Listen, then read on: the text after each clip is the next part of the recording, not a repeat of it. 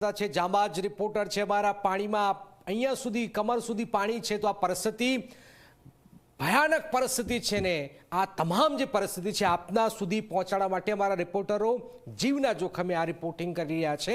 રાજકોટના ઉપલેટામાં વેણુ 2 ડેમ ફરી ઓવરફ્લો થયો છે। ઉપરવાસમાં ભારે વરસાદ છે, ડેમ ઓવરફ્લો થઈ ગયો છે। વેણુ ડેમના 10 દરવાજા ખોલીને પાણી છોડાઈ રહ્યું છે। ડેમમાં 33,760 ક્યુસેક પાણીની આવક થઈ છે। ડેમમાંથી પાણી છોડાતા નીચાણવાળા વિસ્તારોને એલર્ટ પણ કરી દેવાયા છે। તો રાજકોટમાં ધોધમાર વરસાદ, નદી નાળા ડેમ છલોછલ થઈ ચૂક્યા છે।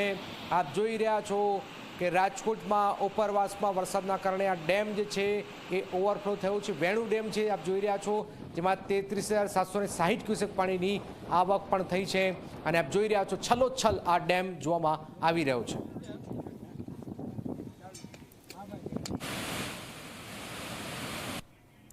રાજકોટમાં ધોરાજી તાલુકામાં ગ્રામ્ય પંથકમાં વરસાદ છે।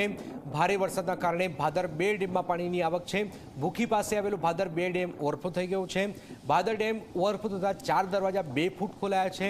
નદી કિનારાના વિસ્તારોને એલર્ટ રહેવાની સૂચના પણ આપવામાં આવી ગઈ છે। નીચાણવાળા વિસ્તારોને સતર્ક રહેવાની સૂચના આપી દેવામાં આવી છે। તો રાજકોટ અને મોરબી આ બંનેમાં ધોધમાર વરસાદ વરસી રહ્યો છે। ઉપલેટામાં પણ મોજ ડેમ ફરી ઓવરફ્લો થઈ ગયો છે। મોજીરા પાસે આવેલા મોજ ડેમમાં નવા નીરની આવક થઈ છે। પાણીની આવક થતા ડેમના 24 દરવાજા 5 ફૂટ ખોલાયા છે। નીચાણવાળા વિસ્તારોને એલર્ટ પણ કરવામાં આવ્યા છે। લોકો પણ વિનંતી છે કે ન જાય ડેમના નજારા જોવા માટે। આવી પરિસ્થિતિમાં ઘરે જ રહે, કારણ કે જે રીતનો વરસાદ વરસ્યો છે મોરબી અને રાજકોટમાં પાણી થઈ રહ્યું છે।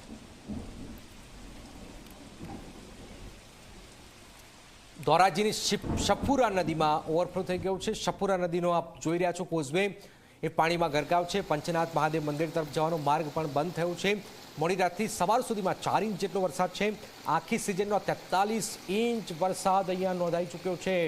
મોડી રાતથી સતત વરસાદી માહોલ।